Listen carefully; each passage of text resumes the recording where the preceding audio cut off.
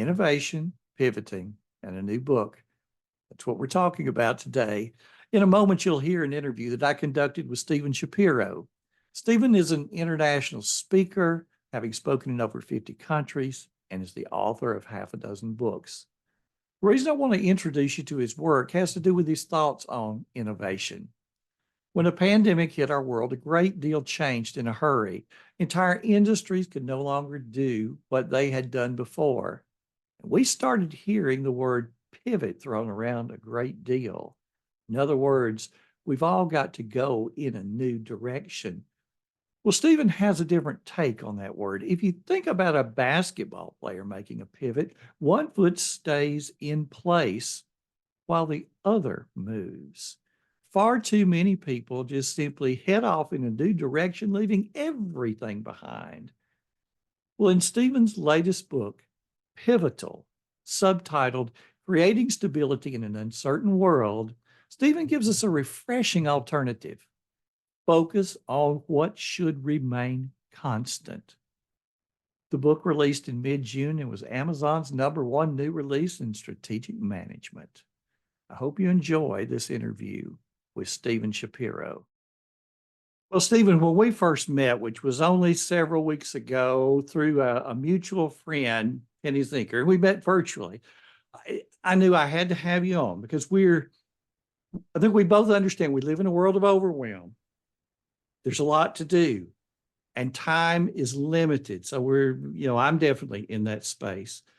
But then as I started to learn a little bit more about you, I thought you had some unique approaches to how we handle it. And I guess if I could sum up your work, as I understand it, if I had to sum up in one word, innovation, would that be Yes. right? And sort of take us from there. Sure. I mean, so innovation, I got involved in innovation almost 30 years ago now. And the reason why I'm so passionate about innovation is because prior to that, I was working on optimization, which meant we made companies more efficient. And what I eventually realized is that when we make companies more efficient, they downsize the workforce, people lose their jobs. It's not a good thing. And I didn't want to be involved with that. So I reflected on what I wanted to do. And innovation 30 years ago wasn't even a word anybody used, but it was sort of like just starting to emerge. And I thought, let's focus on innovation. Let's focus on growth. How can we help companies become so successful they hire more people? And that's really what I've done for 30 years. Okay. Yeah, I often hear, you get in a meeting and someone says, okay, what we need is some ideas. Who's got a creative idea? Is that a good thing to be asking? I would rather ask, what are our biggest opportunities, problems, and challenges? Because everybody's got opinions, suggestions, and ideas. Most of them are actually pretty terrible.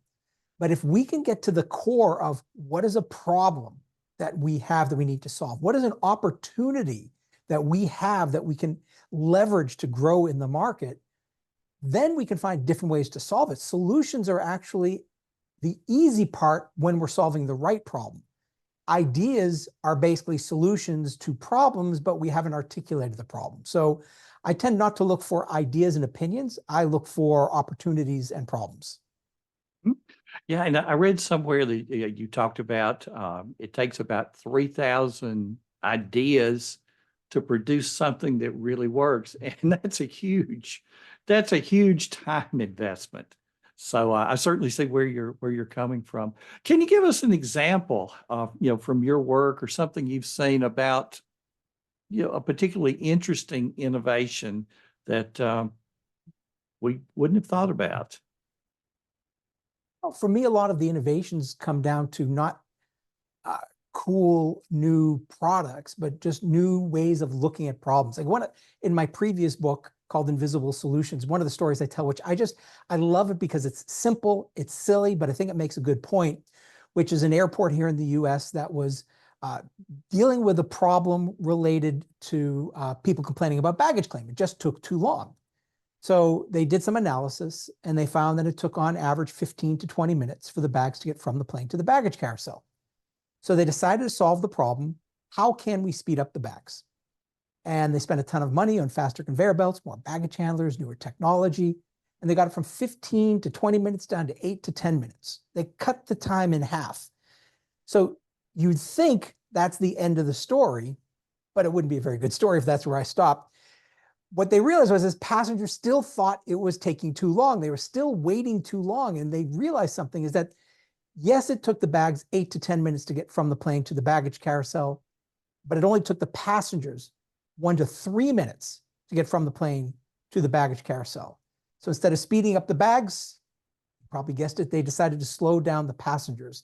They literally reconfigured the airport so that it would take the passengers 8 to 10 minutes to get from the plane to the baggage carousel. They get to the baggage carousel, their bags are waiting, and they're happy. And it really is just the power of the question.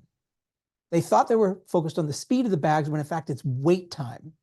And wait time is made up of the speed of the bags and the speed of the passengers. And so I love that story because it's a really, look, if we travel, we can relate to it, but it just is so simple. And like, why didn't I think about that? And I think it's a really cool example. Yeah. If I get off the plane and as soon as I walk up to the carousel, there my bags are, I am a happy camper. So, amazing. And so simple. I definitely want to focus. I know when we met, you talked about a new book coming out. And so I believe it's out now. It is. Came out a week ago. So tell us about it. So the concept of this book was born, I mean, it's almost 3 years ago I started to write it, but the seed of what I was going to work on started in the middle of the pandemic. And it came about because I would be looking at the faces of my clients on Zoom and Teams virtually. And there was just like this worry and confusion about what's next? What do we change? How do we stay, and everybody's pivoting and they're pivoting and they're pivoting and they're spinning out of control. And so I wanted to write a book that was almost the antidote to pivoting because we're always so focused on what changes. We never spend enough time thinking about what shouldn't change, what doesn't change, what are the timeless aspects of our business, what are the capabilities that we can build that will stand the test of time. And so the book is called Pivotal. It's sort of the antidote to pivoting. So it's pivotal, creating stability in an uncertain world. And that's really the essence of the book is how can we bring some level of sanity and stability to a world that's uncertain and unpredictable? I think that's great. So often we want to just change everything. Circumstances around us change and we throw the baby out with the bathwater. I couldn't agree more that there are things that are timeless. From the color of this hair, I've been around a while. And I've been teaching time management for quite a long time. And the tools have changed. If you came to my first workshop, we're talking about how to take a paper planner and really make it sing. And now we're talking about the phone in your pocket. But if you look at the principles underneath, they're surprisingly the same. So in a world where things are changing, so what you're telling us is look for the things that are working and are the same and that we can build around. Would that be pretty much on target? Yeah. So it's going to be different for every organization. And so the general concept is to innovate where you differentiate. You need to figure out what you do better than anyone else in the world that the world values, and that's going to stand the test of time. And if you can get that level of clarity around that, you put all of your energy into that. That's the part of your business which you should double down on. That's the part of your business that shouldn't change. And so when we build capabilities rather than products, and I think the issue with a lot of companies is they're so focused on what's the next product, what's the next service, what's the next business model. And the problem is those need to change. Apple comes out with a new iPhone every year.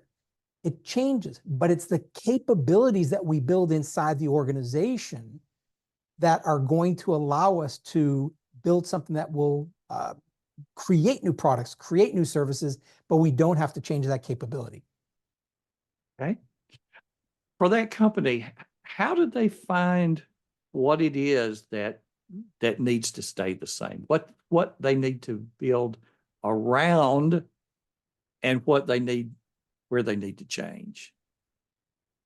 So in the book, I talk about 5 Ds, which are the 5 Ds of differentiation, and you need all 5. And I'll just really quickly just go through them. The first D's, the first two D's are all around today.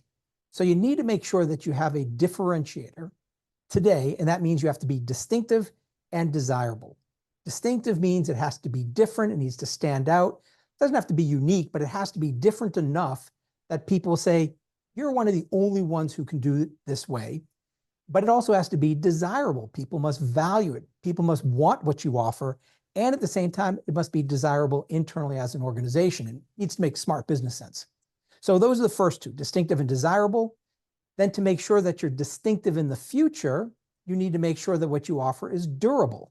That means others can't copy it, they can't replicate it. But also to make sure you're desirable in the future, you need to be dynamic. And dynamic means that we need to recognize that things do change, but let's not start with the change. Let's start with the first three Ds, the distinctive, desirable, and durable, build a solid foundation. And then from there, we can now start thinking about what changes do we introduce. And then the last two Ds are just around being disseminated, or the last D is around being disseminated, which is about internally disseminated and externally disseminated, which means internally, what is it that we do as our differentiator and make sure that every single person in your organization understands it, can live it, and understands how they have, as an individual, know how they contribute to your differentiator. And then only then can you go externally with it and use it as a way of selling. Fantastic. My background, I'm a school administrator. And actually before that, I was a band director. And as I heard you talk about, things that stand the test of time and, of the various subjects in school, I think instrumental music is one of those things that, you're a saxophone player. And that saxophone hasn't changed in decades, nor what was a good embouchure then, how you produce the sound. It's the same now as it was then. Are there ways that your background in music has influenced your career in the way that sort of you look at the world? It's actually a great metaphor. So when I look at most companies, they're designed around what I would think of as sort of a classical symphony. So you think about something that Bach or Beethoven or somebody wrote hundreds of years ago. The way it is performed today is almost identical. And so every person is told what notes to play, how do they play it? What's the volume? And there's very little room for improvisation. My favorite form of music is improvisational jazz. And one time what I did, this was at a conference in Nice, France, and I decided to bring my saxophone because I heard they hired a jazz band. It was another sax player, keyboard player, a drummer, and a bass player. And I didn't talk to them beforehand. I just said, we're going to do something in the middle of my speech, so be ready. And I walked out on stage and I had some classical music being piped in, and I just said, this is what most companies do. It's exactly the same every time. There's no variation. And then I came out with my sax, brought out the jazz band. I said, okay, going to count it off. And I said, 12 bar B flat blues, 1, 2, 1, 2, 3, 4. We just played for about 10 minutes and it was great music. And the reason why I bring this up, which I didn't expect to do, but the reason why I love jazz as a metaphor is because there's still structure. If I went out there and just said, let's play, it'd be a mess. But because I had that simple structure, the 12 bar B flat blues with the count, they knew exactly what to do. They knew how to play against each other. And that's what we need to do is inside of organizations is create these simple structures that allow people to improvise inside of a structure that make sure everybody's moving in the right direction. So I think music's a fantastic metaphor. Fantastic. Stephen, I looked at your website and kind of got some ideas, some things to talk to you about. And there was somewhere that you talked about not looking for answers, but finding the right question. Is that where we need to be looking? Could you elaborate a little more on that? So that is the concept, even like the baggage claim story that I told, that is an example of asking better questions rather than jumping to solutions. And I think that one of the things that inside of organizations we're always looking for is we want answers, we want answers, we want answers. But again, I want bigger, better, more important opportunities. And so there's a mantra inside of business that's been perpetuated for decades now, which is don't bring me problems, bring me solutions. And I always say this is terrible advice. I don't want solutions to unimportant problems because, first of all, your solution may not be a good solution and your problem may not be an important problem. So let's make sure we're identifying what are the questions we need to ask? What are the opportunities and challenges that if we focused on them would give us the greatest value? And then we use specific methods to be able to find solutions. But that getting the right question is so important because if you solve the wrong problem, no matter how much money, time, energy you put into it, if it's the wrong problem, the answer is irrelevant. I think you're absolutely right. And, going back to my, education, my background in education, I was a school principal right about the time that the internet was now a really big thing. And this little company, I remember the workshop I was in where somebody taught us about this little company, new company called Google, and the little search engine that they had that we would probably find useful. And so it became very evident to me that your ability to get good information was directly related to your ability to create your search. In other words, ask the right question. And then by golly, here we are now with AI. And if you know what the question is, you now have the world at your fingertips. I think that really, highlights what you're saying. Stephen, where can people get the book? Because this is definitely one that I think needs to be in lots of people's hands. So there's the Pivotal book, which is the latest book. You can get that anywhere, pretty much any store online, and I'm sure in some retail stores you could probably find it. And even my previous book, Invisible Solutions, which is the baggage claim story and the reframing, you can find that pretty much anywhere that you can buy books. So pretty easy to find. Yeah. And so if we just go to Amazon, for example, and Stephen Shapiro, it'll bring up both of them for us.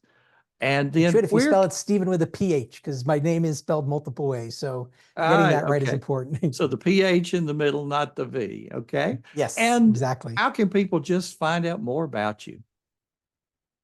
Go to my website, stephenshapiro.com, again, with a PH.